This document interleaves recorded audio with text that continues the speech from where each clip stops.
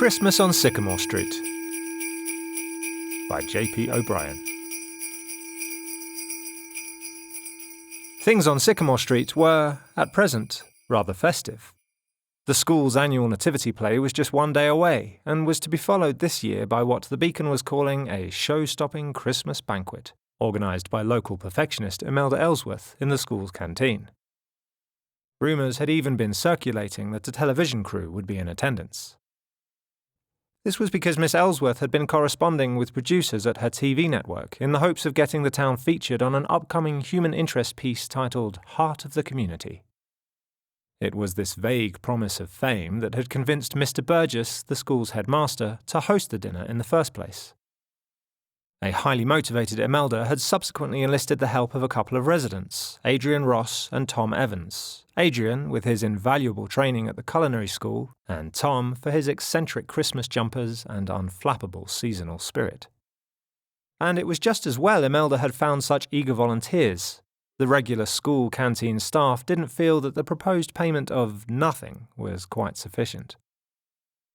But one resident who was less than thrilled about the threat of cameras was Lars Gunderson, the soft-spoken giant who had somehow found himself coerced into playing Father Winter, the non-denominational figurehead of the production.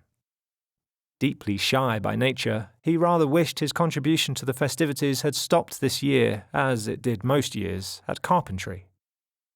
The previous Christmas, for instance, he had carved an exquisite tree out of birch, walnut and pine, meticulously detailed with baubles, tinsel, and a star on top. Lars had then delivered it to the school's entrance foyer, where it stood as the proud centrepiece throughout December and 2 weeks of January, while Lars himself remained very happily out of the limelight.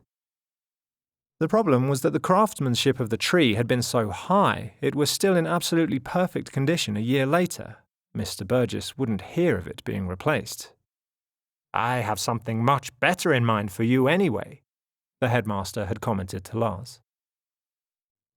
So now Lars was hiding in the workshop at the bottom of his garden, dreading the thought of getting up on stage in front of the whole town the following night. Fjord and Snow eyed him from their loft above the workbench. With a cathartic shake of the head, the giant picked up the beautiful wooden storybook in front of him and began running his fingers gently over the cover. It was a project he had been making for Mrs. Tiny, the diminutive school librarian and the object of his unrequited affection, and it was very nearly complete. He had even repaired most of the damage he had done to it in the aftermath of the Pomeranian incident several weeks prior. But Lars's progress had slowed significantly, since it occurred to him that the sooner he finished the book, the sooner he would actually have to gain the courage to speak to Mrs. Tiny. He patted it and put it back down again. "Better make double sure that cloak is ready," he told his dogs, turning back towards the house. In the living room, Lars unfurled an enormous woolen cloak that he had knitted and laid it across the table for inspection. He was grateful that he had Mr. Burgess's permission to add something extra to his costume, since the one he had been given was, in Lars's opinion, less than flattering. Originally a jolly red Santa suit, it had been hastily dyed a blotchy, muddy plum blue to keep things inclusive for TV. To make things worse, the costume was hardly an appropriate size for the 7'2" Norwegian, and he found that when he squeezed himself into it, the sleeves and legs stopped several inches short of his hairy wrists and ankles, and his entire midsection was very much on display. That evening, with the cloak draped over his shoulders, Lars joined the rest of the cast in the school hall for their final dress rehearsal. But he was not the only one crossing his fingers for things to go painlessly. The whole performance had been marred with Macbethian levels of misfortune from the very start. Back in November, the usual drama teacher had been struck with an unfortunate bout of shingles, requiring a desperate Mr. Burgess to enlist the crusty, grumpy, retired Clive Rotwood as director instead. This was a role to which Mr. Rotwood initially put up considerable resistance, no doubt exacerbated by the questionable non-denominational nature of the play. And so, 2 weeks of completely unproductive rehearsals later, Mr. Burgess invited along the elderly Marigold Weatherby, herself a former opera singer, to inject some much-needed spark into the production. It turned out she could provide exactly the fresh direction for a progressive nativity that Mr. Burgess had been looking for, having long since distrusted anything relating to organised religions. Eager to demonstrate the superiority of the pagan traditions and show these kids where Christmas actually came from, Marigold opted to fill the stage with apples, knots, leaves, and a giant cardboard sunwheel representing balance and continuity. "Life through darkness," she exclaimed to her confused cast one evening. "That's what midwinter festivals are all about. I would have liked a big candle, but we can't risk the fire hazard." She even took to scattering seeds from her pockets onto the stage, until Daisy and Ruby Hershey tried using them to lure Maria Callas, the whistling canary that sat on Marigold's large-brimmed hat, out of the window. The failed stunt got the twins relegated to the choir. But it was no time at all before Clive Rotwood's territorial instincts flared. He loudly dismissed all of Marigold's absurd New Age nonsense and pushed for a good, honest Christian nativity. A baby Jesus doll in a manger, kings, a star, and a donkey. What emerged on stage over the following weeks was an incomprehensible mishmash as the two co-directors tried to best represent their conflicting messages. The contention got so heated at one point, Mr. Burgess had to rush all the way from his office to break up a physical fight. They were told to compromise, or else the whole thing would be shut down. Several of the older cast members assumed these two appropriately aged single people's bickering had far more to do with a tense romantic chemistry than with clashing ideological leanings, and took to hanging up sprigs of mistletoe all over the hall in a bid to push them together. Neither Marigold nor Clive seemed particularly amused by the implication. But as one supposed love story was stalling on stage, another was burgeoning in the tech booth at the rear of the hall. Two of the older students, Leona Castellanos and Rory Caldwell, had volunteered to operate the lighting and sound for the show. Rory, for one, was absolutely delighted. He had maintained a crush on the raven-haired Leona since at least Form 6. Until amateur dramatics brought them together, the only contact they had ever really had was in the Reptile Amphibian Emporium, where Rory worked weekends and evenings after school. Leona would come in from time to time and stock up on live rodents, which she bought as a special treat for Dapper, lending yet more credence to the theory in the neighbourhood that Leona's dog wasn't a dog at all, but a coyote. Rory told himself it was the reptilian surroundings that had hitherto prevented any meaningful conversation. On the other hand, the rehearsals, spending many hours together in the cramped tech booth while Clive and Marigold bickered on stage, carried far greater promise. But, aside from one accidental brushing of arms, for which Rory vehemently apologised, and an awkward smile or two when comparing their cues, all he had done was prove to himself just how tongue-tied a love-struck teenager could be. "Tomorrow night," he sternly told himself, admiring the back of Leona's head as she slumped on her elbows over the lighting desk. Meanwhile, in the school's kitchen, Adrian and Tom were unloading shopping bags full of ingredients, while Imelda Ellsworth, her floral perfume filling the air, organised a series of pre-written post-it notes onto a grid on the wall. The menu, carefully planned by Imelda to be as photogenic as possible for the TV cameras, featured mulled wine, roast turkey, mushroom and chestnut Wellington, crispy vegetables, sage stuffing balls, cranberry orange relish, and a Christmas pudding topped with brandy cream and custard. She was well in her element. Imelda's fastidious organisational skills were famous throughout the neighbourhood, and even those who hadn't ever spoken to her knew her as the lady who descaled and polished the tiles on her front porch on a weekly basis. But she was genuinely excited to show off her town pride in front of a TV viewing audience. "I've never done anything at this scale before," Adrian mused aloud, dividing his root vegetables into different piles.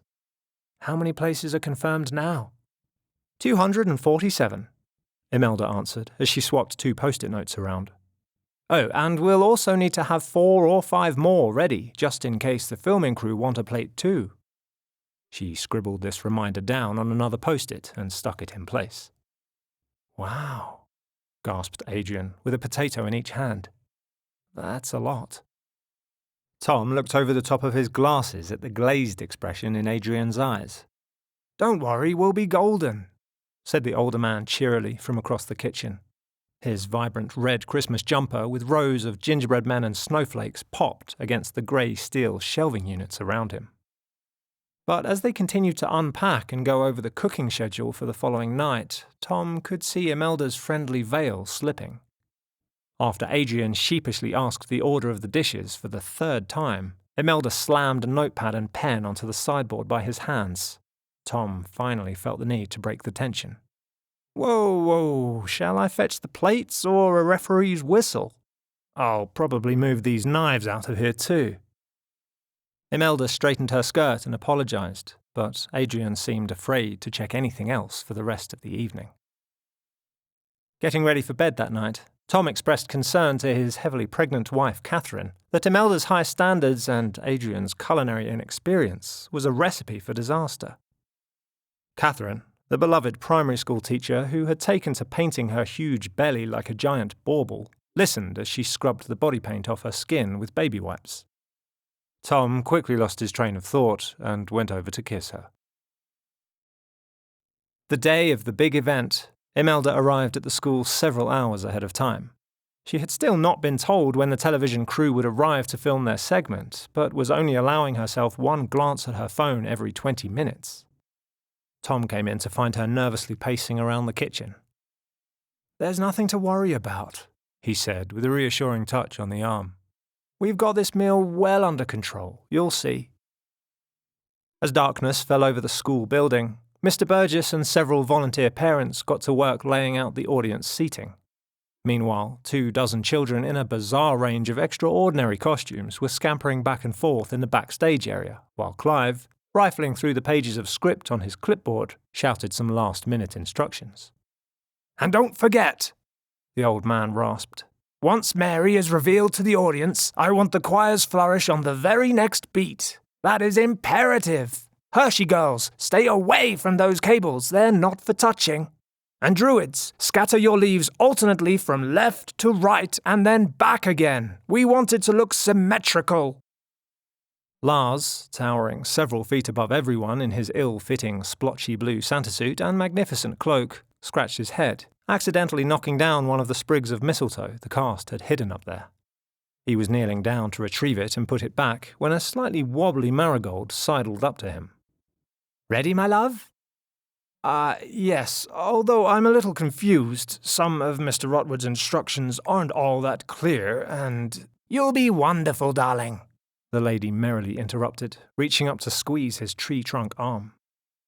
Lars suddenly noticed how scarlet her cheeks had become as a cup of mulled wine sloshed in her hand. Marigold went on. "Just exude that festive spirit and everything will go splendidly." Clive shushed his co-director and resumed yelling cryptic stage directions, while Fjord and Snow, decked out in their reindeer antlers underneath Lars's legs, contributed a few excited yelps of their own to the mayhem. In the kitchen, to Tom's relief, everything was going swimmingly. The meal preparations were now fully underway, and the three of them were in excellent shape by the looks of Imelda's post-it note grid. Adrian had quickly found a rhythm within Imelda's rigorous structure, and his growing confidence had put Tom's mind at ease. So much so that Tom had decided to take a break from counting out plates and was now bopping along to his Christmas playlist, as the bells around the collar of his green elf's jumper tinkled in time. Even Imelda allowed herself a brief moment to shimmy along to the music. "Although I don't want to jinx it," she hastily added. Then, seeing that Tom and Adrian's backs were turned, she nervously checked her phone again. Out in the hall, the audience were beginning to filter into their seats. The Burns family, Charlie, Jake, and their parents, were continuing a conversation they had started in the car park, where they had seen a very blue Lars float past them to take his dogs for a pee. 8-year-old Charlie had asked his dad which character Lars was supposed to be.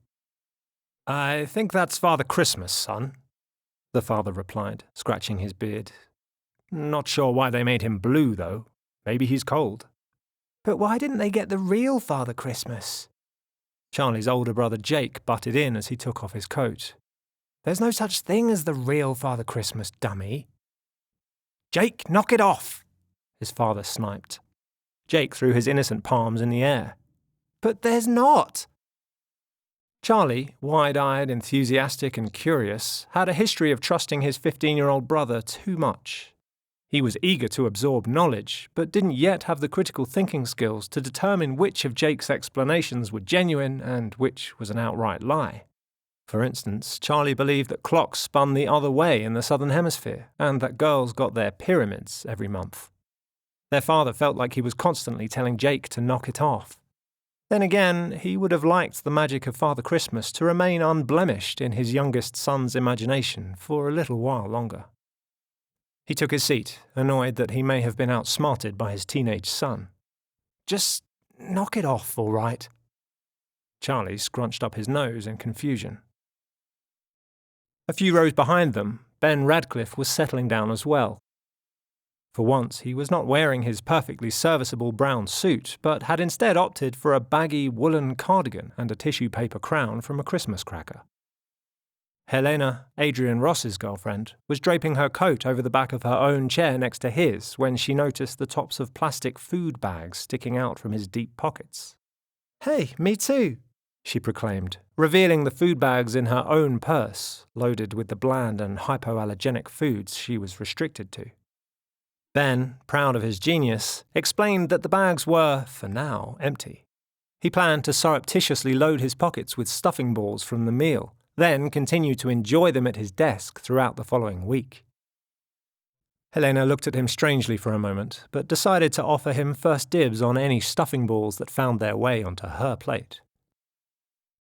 Mrs. Tiny, the school librarian, scampered down the side aisle hoping to procure a seat in the front row. Anything in row 2 or behind would have only given her the view of another audience member's back. By luck, there was one remaining seat. She took it as she unbuttoned her coat and noticed Lars peeking out at her from behind the curtain at the side of the stage. She smiled warmly and gave a little wave, but he returned an awkward nod and hustled out of view. At the back of the hall, Rory glanced cautiously from side to side as he hid 2 paper cups of mulled wine inside his flannel shirt. Then, making sure no one saw what he was up to, he let himself into the tech booth where he found Leona looking over her stapled pages of cues. "Ready?" she asked, looking above him at the clock over the door. "I brought you this," he replied, forgetting to answer her. He held out one of the cups. "Merry Christmas." A wide smile formed on Leona's face. "All right, that'll make this evening more fun." She took the cup and held it up to his. "Cheers." Rory gulped a cheers of his own and took a swig, but immediately noticed Mr. Rotwood at the side of the stage, shaking an aggressive thumbs up towards the booth. Rory fumbled his cup, causing some mulled wine to dribble out of his mouth. "Oops, there's our cue," he said, wiping his chin with his sleeve. A few moments later, the overhead lights in the hall faded, and the chatter in the audience obediently hushed. 1 or 2 uncertain claps got the full energy of a round of applause started as Marigold Weatherby parked her own paper cup on top of the upright piano, then started hammering out some upbeat but slightly out-of-tune chords. The curtain opened, and a spotlight illuminated the empty centre of the stage, before a goat quickly realised that was where it was supposed to be and wobbled into view. The goat, made up of 2 of the smaller children wrapped in beige felt with the word Yule painted on it in glittery red, yelled a welcome to the audience through their crude papier-mâché goat's head, then made their way unsteadily towards Lars's beautiful carved tree at the side of the stage. 3 wise kings performing 3 wildly unsynchronized marches then pushed a manger on wheels into the spotlight. In his haste, the smallest king stumbled over his long robes, accidentally dropped his myrrh, and in picking it up, proceeded to push over the manger with his shoulder and send the baby doll inside it tumbling across the floor. The audience stifled a gasp, but the largest of the kings quickly collected the inanimate baby Jesus and returned him to his upright manger, and the show was back on track. "At last!" the large king shouted, causing the 2 smaller kings beside him to jolt with surprise. "Our journey ends at this humble stable. We bring gifts for the holy baby." There was a clatter as the smallest king dropped his myrrh again. In the darkness just off stage, Clive was attentively following his script on the clipboard, while Marigold occasionally lifted one hand from the piano keys to draw her fingers across her mouth, miming at the children to smile.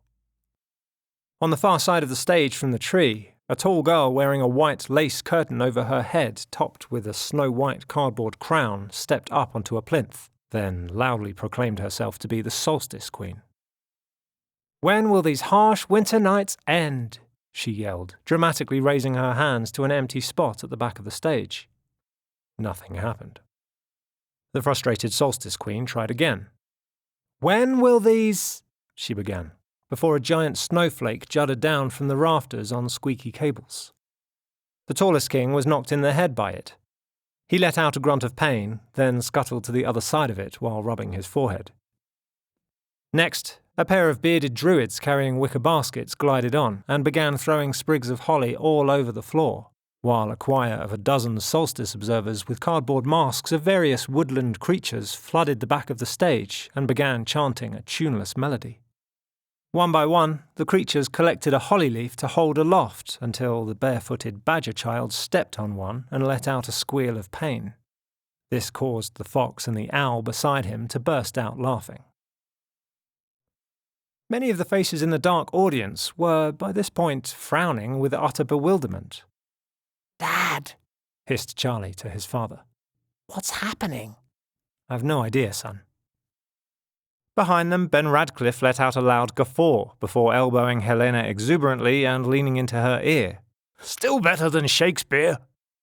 She smiled and offered a helpless shrug. In the tech booth, Rory and Leona's wine cups sat empty beside the sound desk. Suddenly free of their inhibitions after weeks of pent-up tension, the two teenagers had become far more engrossed in each other than in the play, and Leona was now leaning towards Rory and daring him to kiss her, as her cue sheet slid off the lighting board and landed in a heap on the floor. Back on stage, the Solstice Queen leapt down from her plinth and lifted up the lace curtain veil, revealing that she had been none other than the Virgin Mary all along. The choir's voices burst out with a triumphant flourish, causing Clive to nod in satisfaction from the wings. The Solstice Queen then solemnly drifted over to the manger and knelt before it, paused awkwardly for a few seconds, before finally clearing her throat and elbowing the smallest king from her praying pose. He said, looking off stage towards Clive for guidance. "Give her the gift," came the urgent whisper from out of view. "Oh yeah, take this," he said, offering Mary the dented myrrh prop. The two other kings threw their own gifts into the manger, and the baby Jesus doll let out a squeak. A cardboard silhouette of a large, bearded man riding on a horse then started to move jerkily across the night sky backdrop on a cord. It drifted past the choir of observers, then disappeared behind the carved tree. At this point, Father Winter himself awkwardly stepped out and started sheepishly waving. Fjord, who had been waiting alongside Lars off stage, took the opportunity to shuffle towards the manger before lifting a leg and urinating on it. Several audience members tried to suppress their giggles. Marigold averted her eyes. "Oh dear." "Get that dog!" hissed Clive from off stage. One of the druids standing behind the manger nodded attentively, then leapt at the dog. Fjord dashed out of his reach and cowered underneath the tree beside Lars, while the druid clattered to the floor in a heap. The small puddle of Fjord's urine was gradually spreading forward on the uneven stage, and the Virgin Mary repeatedly edged away on her knees to prevent her costume from getting wet. The second druid helped his counterpart up, then, with wide eyes, began urging him to speak his lines in unison. "Oh, Father Winter," he said, before the other joined in. "Teach us patience as the earth sleeps. Show us the light as the spring draws near." Meanwhile, Clive was distractedly flipping through his pages. "Wait a minute, that's not right. What happened to the Waysailor cue?" He pulled the curtain aside, then glared over the audience's heads at the tech booth, but all he could see was the blackness of the window. Ruby and Daisy Hershey, whose background roles in the choir had left them with very little to actually do on stage, and hence feeling rather bored, followed Mr. Rotwood's gaze before grinning to each other. Back in the kitchen, completely oblivious to the chaos happening on stage, Imelda was starting to grow frantic, not because of anything to do with the meal preparations, but because there was still no sign of the television crew. Tom noticed her pacing nervously again and wandered over to ask if she was all right. Everything will be cold by the time they get here, Imelda lamented. Oh, well, it's TV. I'm sure they're always running late. We should just carry on. They'll get here when they get here. She looked down and nodded, but continued aggressively wringing her hands. Leona and Rory were too distracted kissing each other in the corner of the tech booth to have noticed their missed stage cues, their director's glares, or even the two 8-year-old twin girls now tiptoeing through the booth's door. Ruby Hershey scrunched up her face and stuck her tongue out when she saw the two teenagers. Daisy, meanwhile, was much more fascinated by the lighting console beside her. It had dozens of sliders, buttons, switches, and blinking lights on it. She instinctively reached up with a little hand and pushed every single fader all the way to the top. Upon doing so, the lighting amps stacked against the back wall of the booth started to hum violently. The Hershey girls exchanged an uncertain look, then hurried out of the booth again. Leona and Rory failed to notice the buzzing, but Rory soon felt a bead of sweat form on his temple and run down the side of his face. "This is really hot," he said, momentarily recusing himself from Leona's mouth to take a breath, before returning to kiss her some more. On stage, the choir were tunelessly yearning for the end of the long, dark winter nights, all the while shielding their eyes from the rows of intolerably bright lights now flooding the stage. The wise kings, standing to one side, had the ingenious idea to lower their crowns over their eyes, while most of the first several rows of audience, including Mrs. Tiny, were holding their hands over their brows. "What are they doing?" growled Clive Rotwood under his breath at his technical operators. A shepherd pointed up to the sky and shouted, "Yonder! Behold! A guiding star!" At which point one of the stage lights began to smoulder briefly before crackling and then exploding. A shower of sparks rained down into the manger at centre stage. In quick succession, each of the lights suspended above the stage erupted in a bang, and within seconds the entire hall was plunged into darkness. While trying to avoid some falling sparks, the front half of the Yule goat tumbled over the manger and sent a smouldering baby Jesus flying onto the pine needles and holly leaves below Lars's carved Christmas tree. The makeshift kindling started to sizzle. Behind the kitchen doors a few moments earlier, Imelda's team had been on the final stretch. The turkeys were sizzling away in the ovens, Adrian was chopping fresh herbs to garnish the potatoes, and Tom was getting ready to dish up the first sides once they had been cooked. But suddenly, the room went pitch black, and all the ovens shut down with a disconcerting whir. Imelda's voice rang out from somewhere in the room. No, we don't have time for this." Adrian looked up from his chopping board, and his knife sliced blindly into the tip of his little finger. He let out a high-pitched yelp. "Adrian, what happened?" called Tom, fumbling to turn his phone light on. There was no answer, only a dull thump and the clatter of a knife against the kitchen tiles. Tom hurried over in a panic to find Adrian slumped weakly on the floor. He knelt down beside the younger man. "I've cut myself," whined Adrian. Tom inspected his hand while Imelda felt her way along the counter to join them. "Oh, you're barely bleeding," said Tom, rolling his eyes. "All right, let's light some candles." "It really hurts," said the ever-squeamish Adrian. "Of all the times for a power cut," Imelda raged. "We still have another 19 minutes on the timers. How can we get this back on?" She reached down for her phone to call Mr. Burgess when she saw a notification from the television crew on the screen. The glow illuminated her eyes as she learned that, due to timing concerns, the Heart of the Community segment was going to be scrapped, but thanks anyway. Marigold barged out into the centre of the dark stage and called for calm. "We appear to have had a power cut, everyone. No need to—" "Fire!" came Clive Rotwood's desperate yell from beside her. All eyes were instantly on the only light spot in the hall, a small flame that was quickly catching on the dry foliage scattered around the base of the tree. There were several gasps and the sound of chairs tipping backwards as people leapt to their feet. As the flame grew, the children beside it scattered into the audience. Only Lars remained on stage. Rory, having crashed back to reality at the sound of Clive's sobering shout, clutched a fire extinguisher he had grabbed from the wall and was now pushing his way through the crowd towards the stage.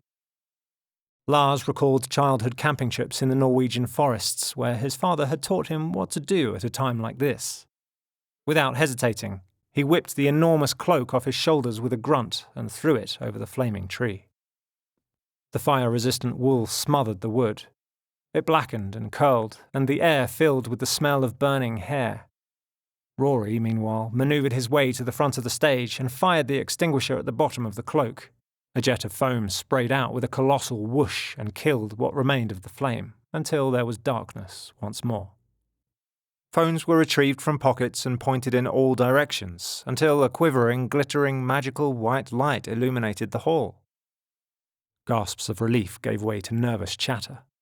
The charred remains of the cloak draped over the tree let out a thin wisp of smoke. Lars's beautiful handiwork had been sacrificed, but nobly so. Snow scurried between his owner's legs. The giant, once again with bare ankles and wrists, bent down and scooped up the dog into his enormous forearms. "Where's Fjord?" he suddenly shouted. Everyone fell deathly silent again. Several eyes turned towards the tree. After a heart-stopping few seconds, Helena felt something soft brush against her shin and looked down to see the missing Pomeranian cautiously emerge from under her chair. He was shivering, and the tips of his fur were slightly singed, but he was no worse for wear. "He's here!" she burst out. Lars jumped off the stage and raced towards Fjord, then dropped to his knees and buried his face into the soft ginger fluff, crying out with overwhelming gratitude. In relief, scattered members of the audience began to clap lightly. The noise steadily grew until there was thunderous applause for Lars's heroism. Charlie, hiding behind his father, watched with amazement. Imelda overheard the applause from the kitchen as she was handing Adrian a glass of water and started to panic anew. "The show's over! Everyone will be after their food and nothing has finished cooking yet!" Tom hurried through to the hall. There were overturned chairs all over the floor and an odd, slightly smoky smell lingering in the room, and everyone, particularly Lars, looked decidedly shaken. He asked a few of the parents at the back what was going on. When he returned to the kitchen, he was smiling. "Well, the good news is I don't think they'll mind at all that the meal isn't ready. Let's see if we can cobble together some cold meats and sandwiches or something." A perplexed Imelda watched him start to retrieve several loaves of bread from the shelves. 20 minutes later, the canteen was filled with laughter and lively chatter as everyone sat around the long tables, on the floors, leaning against the walls, anywhere there was space, munching on ham sandwiches whipped up by Tom, Adrian, Catherine, and Helena. Adrian, his pinky finger now plastered, had opted to be in charge of the ham, leaving the knife duties to Helena. Dozens of phone lights were left on the tables, lending all the faces a cosy, uplit warmth. Everything was fine. Everything, that is, apart from Imelda's vision of a perfect meal. Mr. Burgess made his way over to her as she compulsively clutched her phone. "The groundsman is having a look at the power," he said. "He should get everything back on shortly. It's a good job this happened before the television people got here." Imelda shook her head. "They cancelled, I'm afraid. Timing concerns. All that work we put in and they didn't even bloody show." "Oh. Well, things can't always go to plan. But I have to say you did a perfect job nonetheless." Mr. Burgess offered a sincere smile. Imelda's eyes moistened. She put her phone down. "Really?" "Of course. Look around. This is what a community is all about." He directed her gaze to the happy faces eating by the light of their phones. Everyone was safe and content. He was sure they would all be telling the story of this Christmas for years to come. "I don't know about you," he said sweetly, "but I see an awful lot of heart here." Imelda couldn't help but let out a burst of tearful laughter as Mr. Burgess hugged her. Rory, with Lars's help, pushed the upright piano from the hall into the corner of the canteen, while Tom stood on a table and called for everyone's attention. "Well, this isn't quite the evening she had planned," he began as the crowd chuckled. "But I think we all ought to show our gratitude to the heart of our community, our very own Imelda Ellsworth." Imelda blushed as all her friends and neighbours applauded her. Now, I'm sure we can encourage her to get up here and lead us in a bit of a Christmas sing-song. What do you think? I'm a little rusty, she admitted. But who here knows the words to Have Yourself a Merry Little Christmas? Almost every hand in the room shot straight into the air. Tom gestured Imelda towards the piano bench, then stepped down to embrace Catherine and place a hand on her bauble belly. Imelda wandered over to the piano. She tinkled away at the opening notes, and within seconds a chorus of jubilant voices had joined in. They were mostly a little flat, although Marigold's experienced operatic pipes rang out clearly above the rest. Clive, admiring his co-director's infectious spirit and enthusiasm, headed over to her with a cup of mulled wine in each hand. Ben Radcliffe, his pockets stuffed with sandwiches, looked decidedly pleased with himself as he crooned away in the corner, while Rory found Leona sitting against the back wall. His stomach was in knots as he approached her. "That was intense," he said. But I wonder if you might like to hang out sometime?" Leona patted the floor next to her and he took a seat. She rested her head on his shoulder. He reached for her hand and she smiled. As the room reached the final climactic line of the song, the overhead lights blinked back on. Charlie's eyes sparkled at the serendipity of the moment. "Blue Father Christmas saved the day," he gushed, while his brother tucked into another sandwich beside him. With a half-full mouth, Jake said, "I told you, Father Christmas isn't real." Charlie sat in thoughtful silence for a moment. "Maybe Father Christmas isn't, but magic is." Jake stopped chewing for a second and looked at him, surprised by his younger sibling's profound nugget of wisdom.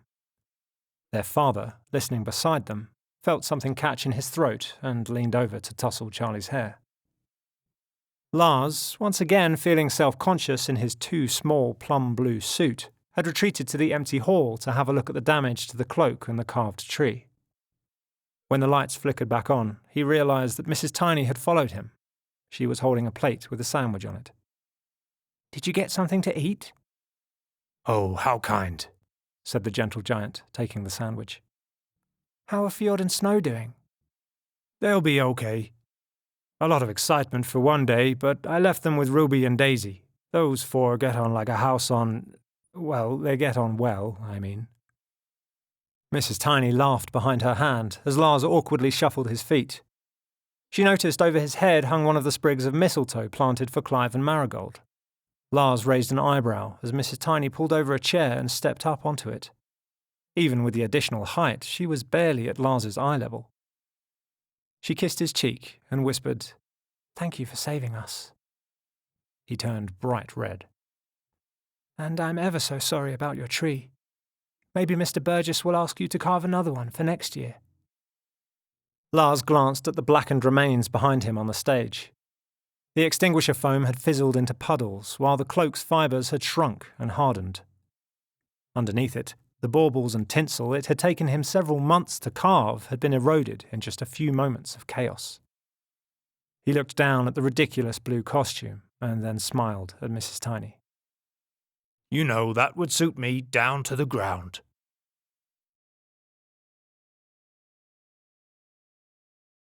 You have been listening to the By Torchlight podcast. For more, visit patreon.com/bytorchlight or search By Torchlight on Spotify and YouTube.